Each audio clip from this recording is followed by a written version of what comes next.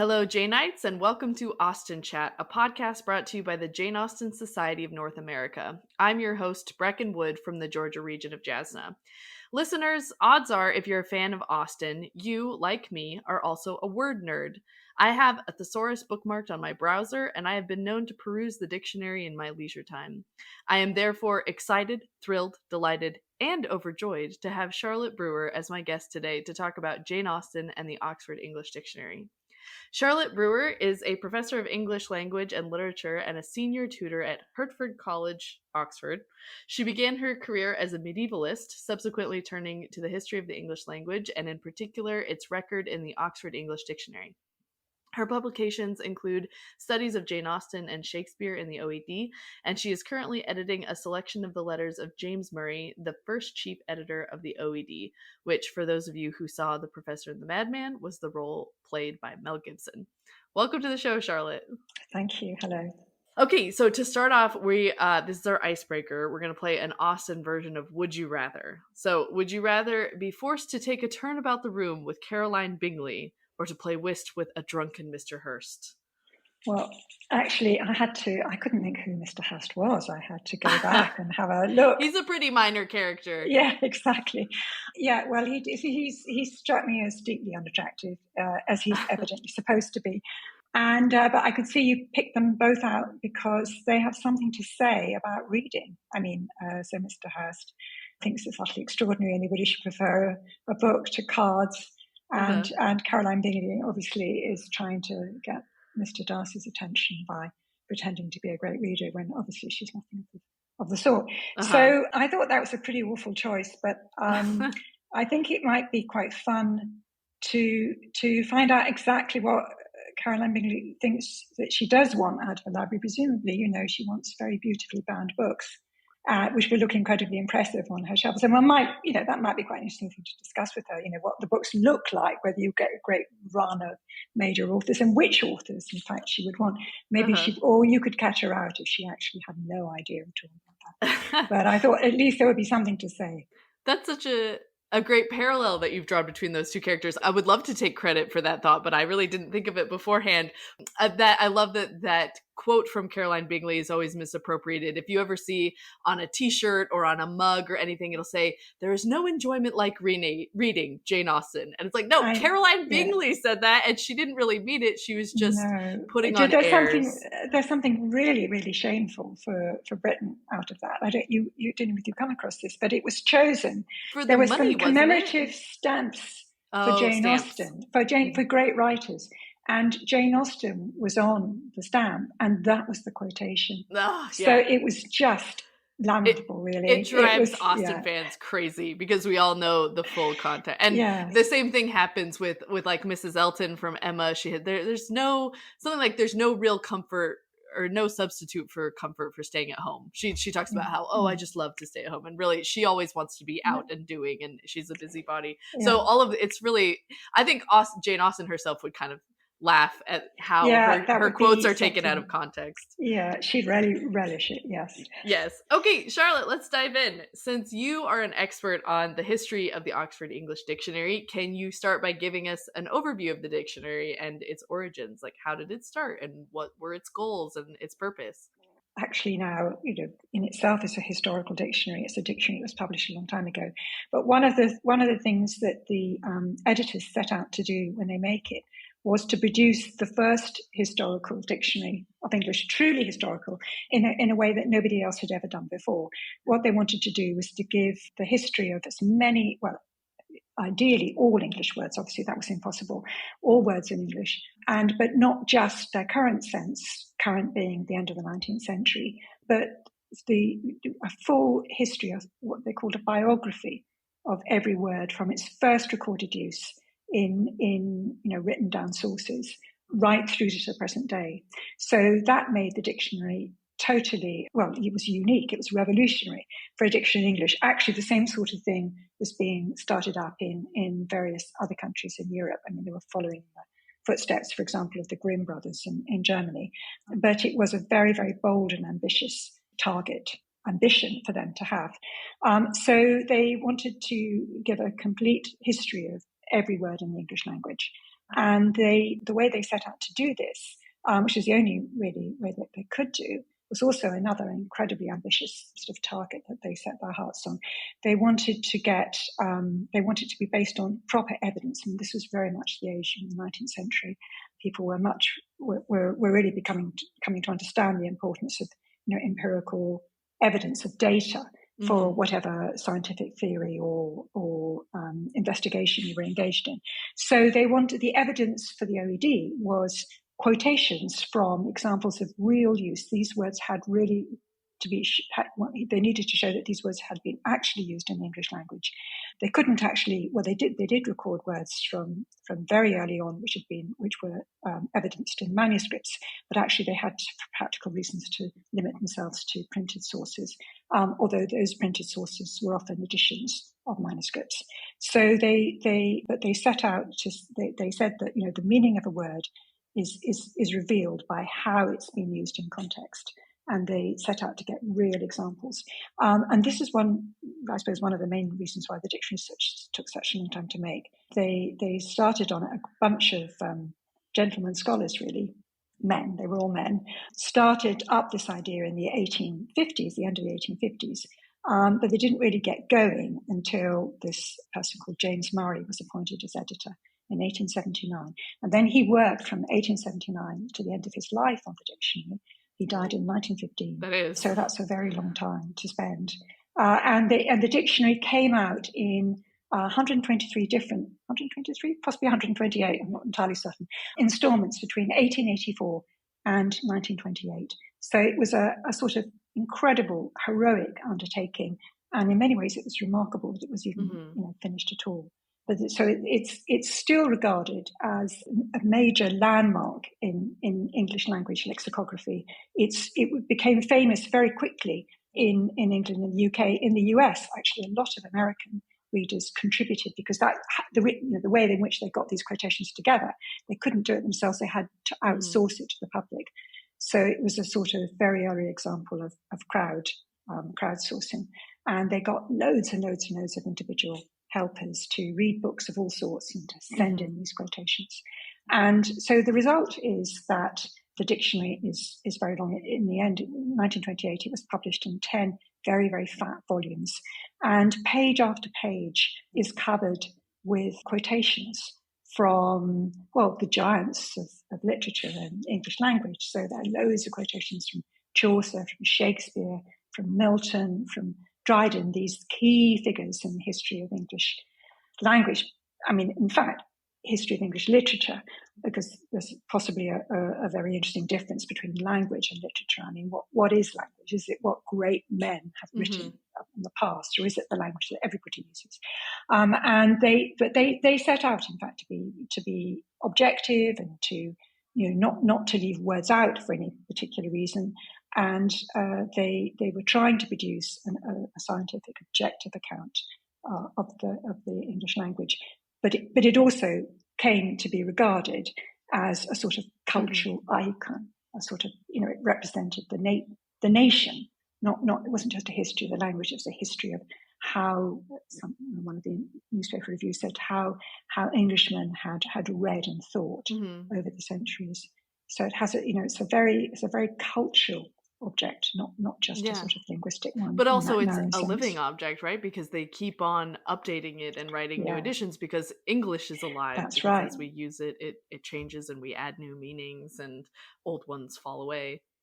Yeah, exactly. So in fact, by the time, very early on, it wasn't just, by 1928, but definitely by 1928, when the last volume was published, it was already out of date. I mean, the words from the volume to do with volume covering A to ant was the first installment, actually. That missed out words beginning A-I-R. And if you think about the history of aeroplanes.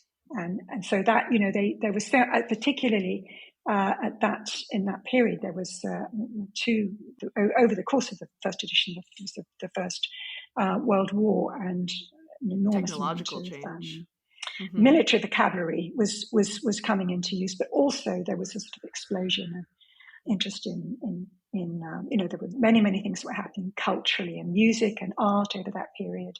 Cinema, the invention of cinema, And so it was always, I mean, dictionaries always are, striving to keep up, which is possible to do that much more easily now because, we use dictionaries which are, produced on the internet, and they can trawl internet sources.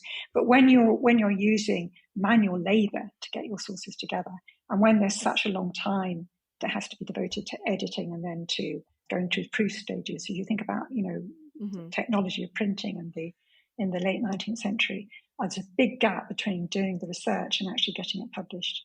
So there were two supplements during the course of the 20th century, in 1933 and then over the 1960s to 80s. And now, well, actually over 20 years ago, in the year 2000, Oxford University Press, the dictionary's publishers, decided to revise the whole thing.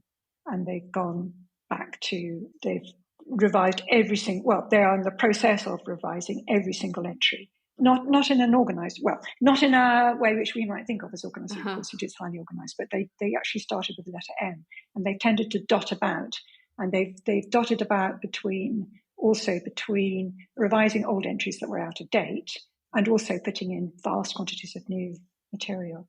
So at the moment, the OED is going through this period of enormous change. Recently, they made the decision to not print it anymore, right? Which I think I understand. I mean, it's gotten so enormous that you would need a whole wall in your house just for the volumes of the OED. Yeah. But it's also a little sad that they're not going to print it anymore. It is, of course, yes. Well, I don't think, I mean, it just wouldn't be commercially Who could afford viable. it? I mean, who could possibly afford to buy that? No. But also you would lose, I mean, I think now we're all used to reference works being available on the internet and being pretty frequently updated, if not instantly updated.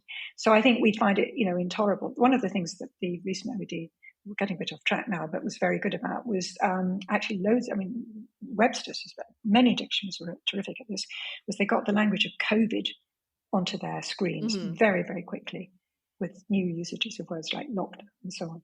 But that is, I mean, you were talking about it being an important historical and cultural artifact, but don't we lose that if we're constantly updating it? Because, I mean, I think you're the kind of person who we're looking at the changes, and do they document those changes? Or do they get erased? It's an absolutely enormous frustration, because in fact the research that I did for that article, which, I mean, it was published 10 years ago, and I was working on it, I worked on it over a period of years, and they did actually, the publishers did something terrible in 2010. They had an electronic version of the early version of OED, the earliest version. It wasn't quite the first edition, but it was the first edition melded together with the two supplements. And that meant that you had an enormous amount of historical cultural information about the late Edwardian and early Victorian period, because as you absolutely say, I mean, in one of your questions later, dictionaries do document, our social and historical understanding of the time. They record, they also record, prejudices and, prejudices against everyday vocabulary, for example, or women's, the words, the first edition really didn't recognize what they should have done linguistically, which is that words for sort of sewing and cottons and, for example, satin stitch. I mean, satin stitch was something that Jane Austen herself was supposed to be rather distinguished in.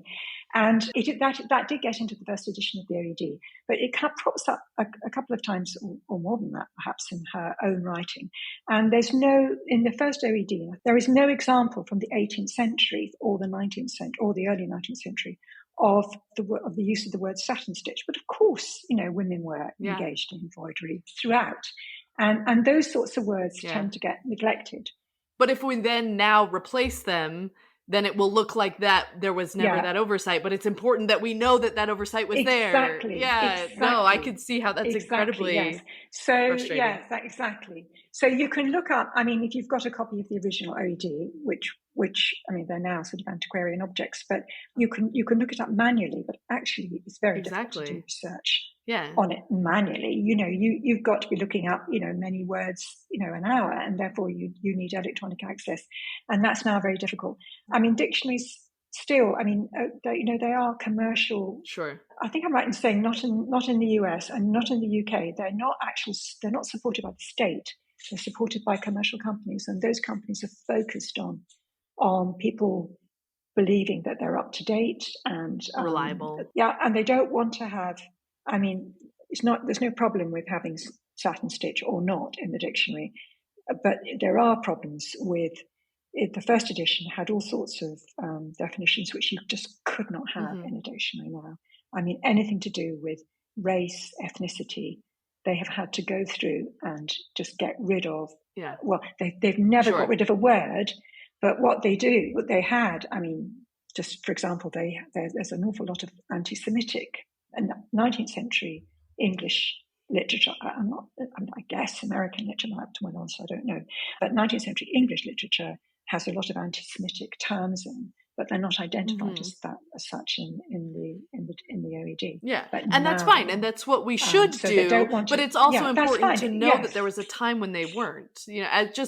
I mean, you're like a linguistic archaeologist, and you can't just go into an archaeological site and clean everything up and straighten all the edges. It's like, no, I need it exactly preserved the way that. Yeah, I just presented at a conference in Spain, and it was about Jane Austen and linguistics, and we were talking about looking at her manuscripts and her letters, and it's like you need to preserve every single comma and every single dash. I mean, all of Emily Dickinson's dashes. We need to keep them there because they tell a story that we're trying to preserve. Yeah, they do. I mean, it doesn't mean that we don't. I mean, obviously, the amazing thing about Jane Austen is that she's constantly. In fact, I hadn't quite realised. I mean, obviously, one knows about the rewritings of the novels and the films, etc. But I hadn't realised how much stuff there was online about her. I mean, people are remaking her all the time, which is an amazing tribute to her. Just to go back to the dictionary, though, to the OED, I think Jane Austen is the only. I believe I'm correct in saying this. Jane Austen is the only source, single individual source, which was given she didn't get that much attention in the first OED. She got around about 700 quotations, which is nothing to male novelists, far less distinguished now than we would regard Jane Austen. But in the mid-20th century supplement, a whole lot more quotations from Jane Austen got in, and that was almost certainly because there was a particular reader. As I said, the OED relied on external, volunteer readers. And there was a woman called Margarita Lasky who was very interested in household literature and cooking literature and, domestic vocabulary. And she very enthusiastically reread Jane Austen and came up with a whole load of usages with words which they had missed out. So Jane Austen gets in again in the middle of the 20th century to that version of the dictionary. But in today's, internet version of the OED, particularly over the first 10 or 15 years, up to about 2015, today's lexicographers still were put in about 1,000 or more new quotations from Jane Austen. So it is really remarkable that she has been thought to be current. I mean, I have to say, I don't believe it was just for linguistic interest. No, it's because she's fun to read. I think that, and you would rather read that than read an old technical manual about farming. Exactly. And of course, that explains why there are these biases in the OED towards, great literary names, because those are the authors that people love to read. And so, of course, that's where they found the quotations. That's particularly true of the first edition. Okay, so, you kind of already touched on this, but I want to mention the article that you wrote in 2015. You published an article called That Reliance on the Ordinary, Jane Austen and the Oxford English Dictionary. And in that article, you talk about how female authors have historically been quoted at a much lower rate in the OED than male authors. And so we mentioned them: Shakespeare, Milton, Dryden, Pope, Chaucer. So where does Austen stand both overall and then just among the female authors? Because you mentioned several female authors that I've never heard of, but they're quoted way more often than Jane Austen is, even though she's such a household name. Yeah, you could only find out about this just to give you the sense of, how could, if you're just leafing through a book, of course you can't, or 10 enormous books, you can't possibly count up all the quotations. But in the 1980s, the OED as it then was, which was mostly the first edition, but with those supplements added, the OED was digitized, and that meant that it was possible to do all sorts of interesting things with it. And one of the things that you could do was to search for quotations from individual authors. Word search. It's such a great invention. Yeah, exactly. And so I remember how exciting that was when I got a CD-ROM in the late 1980s. And there had been a little bit of sort of sample research before, which suggested that this was the case. But it was only then that you could see that Shakespeare, for example, was the single most quoted author by such a long way. So 33,000 quotations from Shakespeare alone. And then the next most quoted author was Walter Scott, which is really interesting because Walter Scott was a very, very popular. He was actually the most printed author over the course of the 19th century. And he was also a great cultural figure. He was editor, a poet, very, very well known, a very big personality. And he wrote many, many novels, many of which themselves had historical vocabulary in them. So the OED reader seems to have, done an incredible job on his novels. So, and then you go down to the people we've already mentioned, like Milton, Tennyson, who was a poet laureate in the 19th century, and Charles Dickens, for example, Carlyle, who was a very well-known historian. These people come in with about 7,000 to 12,000 quotations. So Jane Austen, with around 700 quotations in the first edition, is really, really a long way down the list of novelists, both men and women.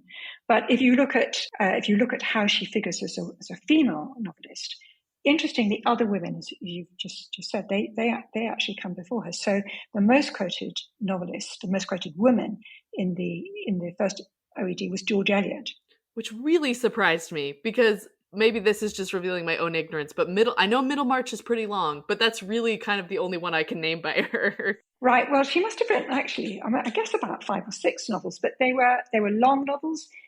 She was extremely well regarded because she was an enormously learned person. I mean, she translated from works of German philosophy, and her works had really terrific sort of moral stature. And they were very serious. I mean, they were about life and love. They're still extremely readable, and particularly Middlemarch. But they also tell moral stories and are full of moral sentiments. And I'm assuming that was why they were thought to be so important, or comparatively important. Not anything like as important as male, as the novels written by a man. So there was somebody you mentioned, Martineau, Harriet Martineau, and she was, actually the second most quoted woman was the 18th century novelist Frances or Fanny Burney, she's often referred to as. And she, the evidence would be from that over the time that the OED was being compiled in the late 19th century, early 20th century, she was still much read and admired. And Jane Austen loved her. It was one of Jane Austen's favorites. Yeah, exactly. And then Harriet Martineau was not a novelist. She was a writer and essayist on social theory, on economics. In fact, she's actually, there's a lot of work done on Harriet Martineau today, and she's very, very unusual as a woman who's able to support herself by her writing. But the other authors, the other female authors with a reasonable number of quotations, well, I say reasonable, we were coming down to 1,000 or so. The best-selling novelist Celia Braddon, I think her name is Braddon, is her surname. One poet, Elizabeth Barrett Browning, and then somebody called Mary Mitford, who I don't think people have heard of at all now, but she's a popular but virtually unknown writer on village life. All those people had more quotations than Jane Austen. So that really is quite remarkable. If you think about the fact that today she's a global phenomenon, and of all those writers that I've just cited, I would guess, her books must be still selling at a phenomenal rate, the original ones, not just the rewrites. But she's not alone. She's done quite well to get in at all. So somebody like Christina Rossetti, who we now regard as an important 19th century poet, she has actually just 100 quotations. Emily Bronte has 68 quotations. So you can see that there is an absolutely gigantic disparity between the regard that was paid, the notice that was paid to women writers, and to male writers. And of course, by the 18th and 19th centuries, women were actually publishing in significant numbers, particularly in the 19th century. In the earlier part of English language history, from Old English right up to the beginning of the 18th century, it was much, much less usual for women to get into print. And although the OED did quote from some journals and diaries, women weren't in a position to publish right often because they weren't, they were so much less well educated than men. And you'd have to be from a very highborn background to have access to a library and to be literate in the same way as men of your day. So in many ways it's not quite as shocking as it immediately appears, the disparity between quotations from women and quotations from men.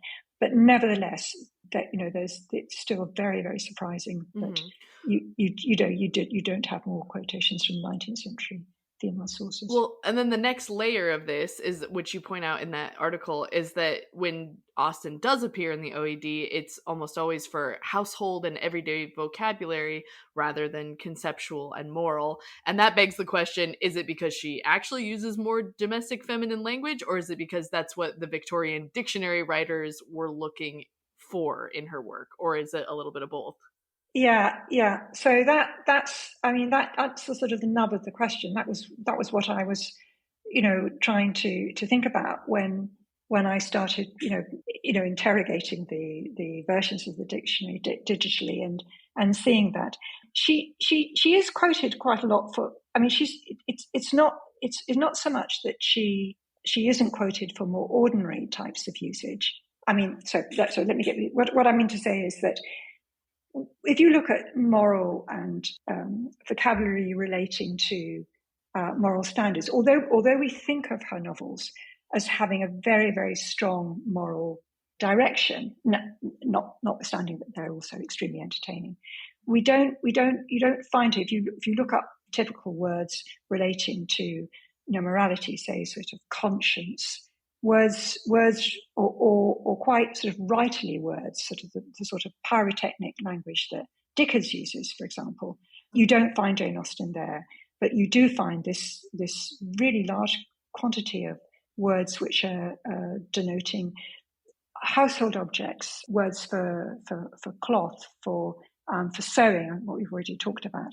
So is it because they went, they're quoted from Jane Austen because that's where the male editors and, to some extent readers were looking. That's what they thought of. They thought that, Jane Austen was somebody who just wrote about household things, or so what's going on there?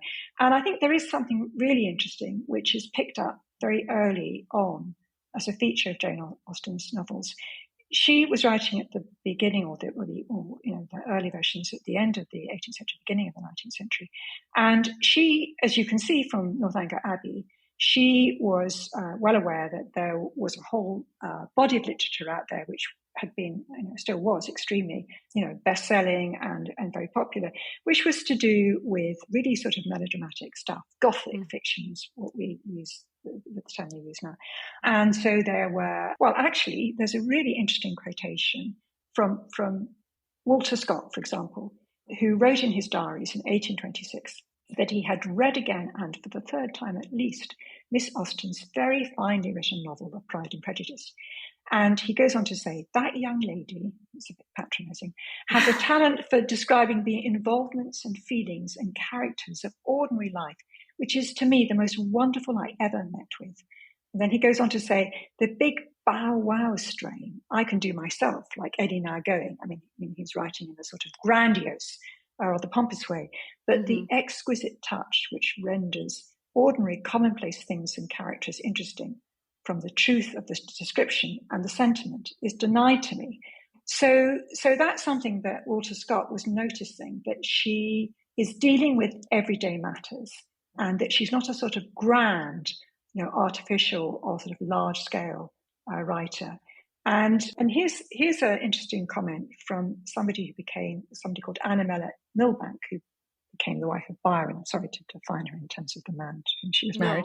But that's the bigger name. Everyone knows Byron. Yeah.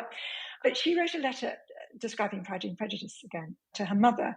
I think it is very superior work. It depends not on any of the common resources of novel writers. There are no drownings, no conflagrations, nor runaway horses, nor lapdogs and parrots, nor chambermaids and milliners, nor rencontres and disguises. I really think it is the most probable fiction I have ever read.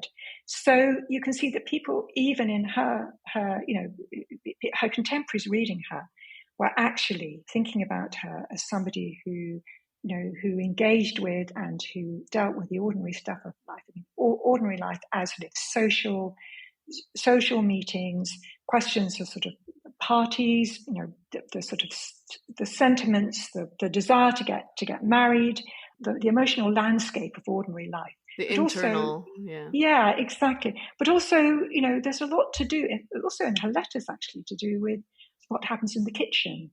Again and again, we get references to what women who weren't working class women were almost always sewing. They would have work on the go. The word work for women often referred to their sewing. When they were sitting in the evening and reading to each other or talking to each other, they might be continuously, stitching, whatever it might be, clothes or, curtains or embroidering cushions or whatever it might be. Or work for the poor. She was work almost for the poor, exactly. Yes, sewing for them. Yes, one of the words which is, I think, still only recorded from Jane Austen, from Mansfield Park, actually, I think, in the OED, that's today, is the word poor basket. And it's when Mrs. Norris says poor Fanny is feeling a bit low because of being neglected by Edmund or being overwhelmed by Mary Crawford. And Mrs. Norris says, well, come on, come and get on with your work. And she says, there's plenty of calico in the poor basket. So it's a way of characterizing the, really bringing to our eyes the way that ordinary women, middle class, privileged women, of course, lived. Sure. Well, and I don't think it's an insult at all to say that she deals in the ordinary and the everyday. That's exactly how she described her own work. Two quotes that come up again and again from her letters are that the stuff of her fiction is 3 or 4 families in a country village. I mean, she's very zoomed in, and that is the sort of the stage on which she sets all of her dramas, 3 or 4 families. And that's advice that she's giving to her niece Anna, I believe, because she had nieces and nephews who also had aspirations of being writers. And I think she was kind of telling her, just focus on what you know, right? That's advice that we still give to writers, write what you know. And then the other quote that comes up a lot is about her 2 inches of ivory with her little brush. Like, she's just painting very small, very delicate, but extremely accurate portraits on this little tiny bit of ivory. And so maybe we can think that, Victorian men, they're just looking at her for domestic feminine language. But I also think that she should be proud of that. And that's what we love about her. And so that doesn't have to be sort of a put down. It's what she did excellently. And it is so accurate and lifelike that even 250 years later, we can see ourselves in it. Her portraits of humanity and of real people are so lifelike.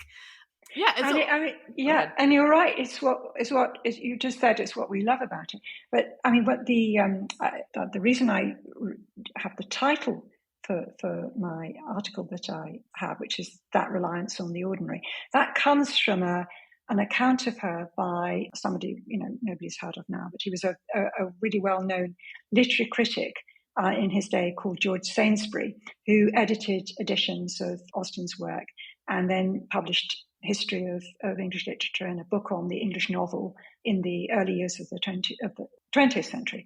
And he said that the novel Emma represented the absolute triumph of that reliance on the ordinary. But at the same time, every event, every circumstance, every detail is put subspecie eternitatis. It's given a sort of eternal perspective, a perspective of eternity by the sorcery of art, he said. And he went on to say, this Hampshire parson's daughter, it's a bit patronizing again, had found the philosopher's stone of the novel, and the very pots and pans, the tongs and pokers of the house could be turned into novel gold by it.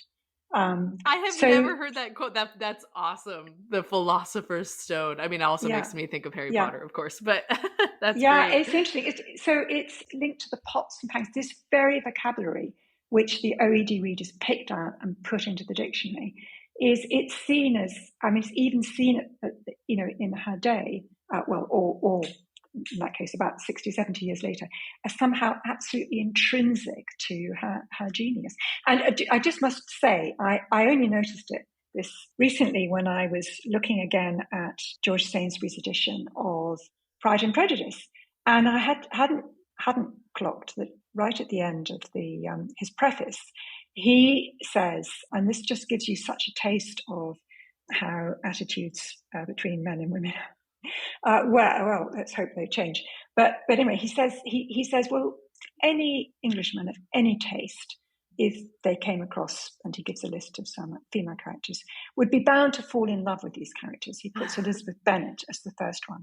And then he says, but nevertheless, of all these characters, there are 5 in all, he says, the one that I would like to live with and to marry and to live with, that would be no one with, again, with any taste, with any judgment, meaning no English gentleman, would ever settle for anybody other than Elizabeth Bennet. So they do sort of identify with the world of the novel. And she's a living, breathing character. Yeah, she's...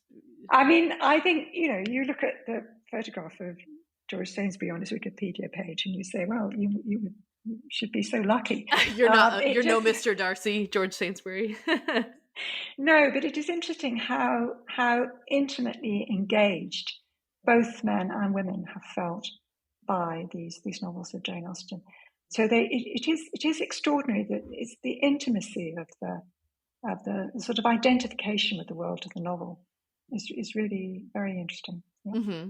Well, so it's a mark of distinction for an author to be quoted as the first instance of a new word in the OED. So you mentioned all these number thousands, and for Jane Austen, it's about 700. Those are not all first instances, of course, but Austen has several first instances to her name, but that's always changing, right? Sometimes they'll go back and find an older source. So can you give us a few examples of where Jane Austen is quoted first, or where maybe she used to be? I know baseball is one that shows up a lot from Northanger that's right. Abbey. Well, baseball is now she's no longer the first person to be. Darn, she lost that one. Yeah, but she's still down there as the first one for Bath buns. If you go to Bath and walk around, there's a whole load of Austen memorabilia in Bath. The city been to of Bath. I have had a Bath bun in Bath. It was delightful. Right. Well, so she and it's a very typical sort of reference to them. She writes to Cassandra in 1801 to make a joke about disordering my stomach with Bath buns. I mean, she ate too many of them. Too many, yeah, exactly. And so this sort of round yeast bun containing currants topped with icing or sugar. And then other ones which are still down there is in the OED as first uses are, well, this is another two other typical uses. This is Bobbinet, which is a sort of machine-made veil. She says in one of her letters, Mrs. Clement walks about in a new black velvet pelisse and a white bobbinet veil. Netting cotton, which is a type of material that this comes up in Northanger Abbey. Catherine is waiting for a letter from Isabella, and she's very concerned that she hasn't heard from her because, among other things, she wants to be, quote, assured of Isabella's having matched some fine netting cotton. So she wants to know that Isabella's found a type of material that Catherine needs for her sewing.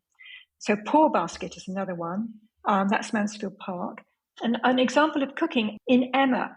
At some stage, Mr. Knightley comes to, I'm not sure whether, I think he's calling on the Bates, and Miss Bates is sort of getting carried away with saying sort of 16 different things at once, and she's very anxious to thank the Woodhouses because they've given her a leg of pork, and she just mentions, my mother was so afraid that we had not any salting pan. I remember that. Right, so salting pan, because the pig had just been killed, and so you needed to preserve it. You needed a salting pan.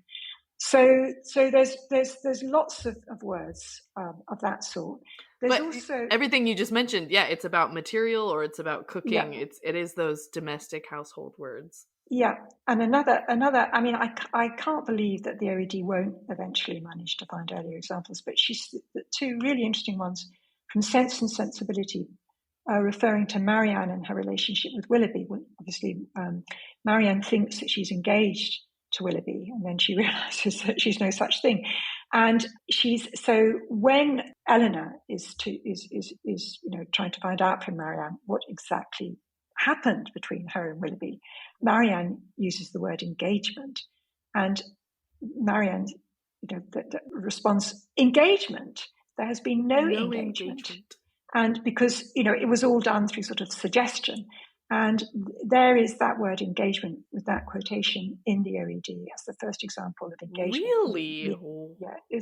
And then disengagement, which is what happens, of course, in effect, because, she's then jilted by Willoughby. And Eleanor is trying to work out how best to comfort Marianne. She's so incredibly upset about it. And she dared not trust herself to speak, lest she might wound Marianne still deeper by treating their disengagement as an escape, in fact, from an evil, because, of course, he was such a bounder, character, an untrustworthy person.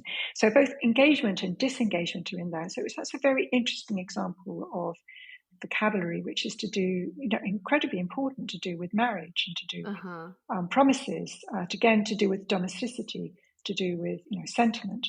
So, and obviously, really, Austen's novels are about, engagement and how the way to marriage is found. And really, just human relationships. Exactly. That is fascinating. I did not know that those two words, both within a paragraph of each other, that's really interesting. That those were the first instances. Okay, well, I'm kind of reaching the 45-minute mark, but I'll just end on this last question about the cohabitating, because I thought that was so interesting.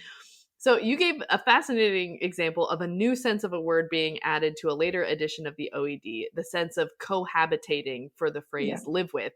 In Pride and Prejudice, it says, talking about Mrs. Bennet, she was more alive to the disgrace which her want of new clothes must reflect on her daughter's nuptials than to any sense of shame at her eloping and living with Wickham a fortnight before they took place. And so that sense of the phrase wasn't included in the first edition of the dictionary, but by the mid-20th century, attitudes about sex and the body were changing, right? And so can you tell us a little bit about that? Well, yes, that is a very interesting example, isn't it? So obviously, Austen was writing about, the impropriety of that, of living with somebody before marriage. And that's such a modern phrase. Like, we still say that, like, live with. I mean, cohabitating sounds like something Jane Austen would say, but she didn't say that. She said they were living together. Yes. But I mean, there are a lot of other, scandals and so on that happen in Austen's novels. The fact that you didn't necessarily have terms in polite usage to designate, scandalous behaviour didn't mean to say that you could use. I mean, living with is an innocent phrase, isn't it? You don't have anything which is sort of explicitly scandalous. But I mean, I haven't gone back and looked at it. But for example, in Mansfield Park, when it's found out, actually from a newspaper article, that Maria and Henry Crawford have run away together. Exactly. I mean, that there are ways in which, that sort of disgraceful, scandalous, sensational thing is always there as a sort of hinterland. I mean, that not just to Austen's novels, but to many novels to do with love and marriage, because of course the whole notion of courting was that you had to be very careful. Women had to be very careful to protect their reputation. So that's just a particularly interesting. I mean, we, in a way, our use of the word living with now to mean live together in a before sort of marriage, quasi marital relationship, which isn't actually one. That is a euphemism. I mean, that's perhaps really rather a 19th century way of putting it, isn't it? But the more significant point where dictionaries are concerned is that the OED did in fact include words relating to the sex to sex and the body, but they were pretty selective. They did not put in any four-letter words. I mean, obviously, Jane Austen would never have written them, but it's just something which, despite their wish to be completely comprehensive and inclusive, and there were still objective. nevertheless some barriers. And in fact, words which denote, certain words which denote, sexual matters would have been subject to prosecution, because it could have gone under the Obscene Publications Act. Oh. So there were actual legal restrictions on what you could and couldn't publish. And even if you wouldn't have been sued, you were worried about it, but also you didn't want to shock your readership. So I think there was a lot of sort of self-censorship that went on. But it's just to take that example as four-letter words, they did, of course, get into the dictionary in the 1970s. And in fact, the then editor of the OED, wrote a letter for the Times Literary Supplement, which is a very upmarket literary publication, where he actually boasted about how all these rude words had now got in. So you can see there's a complete flipping of attitude from one to another. A lot had changed in the culture in the 60s. Yes, exactly. But it also goes back to it's another way looking at how not only the words that get in, but how they're defined, whether they're defined by euphemism or whether they're actually explicitly defined or not. That also gives you a sense of how dictionaries reflect the culture of their time. So, for example, the language of homosexuality, of anything to do with being gay, some of it did get in the OED, but defined in an incredibly careful way, and often in a way which is so euphemistic you'd had to know what was being referred to before you could actually understand the definition. And that has all changed now. But that again, I think we were talking earlier about the importance of the original OED as a historical cultural document. That shows you how attitudes towards all sorts of things have changed over the years. And now the OED is very frank about sexual vocabulary. It's incredibly careful to label anything that could be seen as a racist slur, which of course, an offensive racist term. It will put those words in because it won't censor them. Unfortunately, they're part of common usage, they're part of the language, but it will explain that they are highly offensive. They are much, much less sensitive to sexist terms, interestingly. Really? Which I think, yes, I know. I think it's that, sexism is always with us. And it's, unless it was actual hate speech. Sure. So dictionaries are not just linguistic, there are always humans behind this sort of faceless endeavor, and so you can never fully get away from the prejudices and the preferences, and we just keep updating it. Yeah, and that's the best we can do. Yeah. Well, this has been a fascinating conversation. Thank you so much for coming on the show today, Charlotte. Been a pleasure. It's been a pleasure to talk to you, and also it's been a pleasure to go back and look at this stuff. And when I was looking up individual words, I was always getting caught into or tempted into actually reading, the text on either side, because it's obviously such a delight to plunge back into those stories. You want to find that context. Yeah, that's so fun. Thank you so much. Lovely to talk to you. Thank you. Goodbye. Dear listeners, I just wanted to end today's episode by saying thank you. Austen Chat now has over 100 5-star reviews on Apple Podcasts. We are thrilled and so grateful for everyone who has left a review. If you haven't left a review yet, please consider giving the show 5 stars on Apple Podcasts. The more reviews we get, the easier it is for new Janeites to find us. Join us again next month for another episode. In the meantime, I remain yours affectionately, Breckenwood.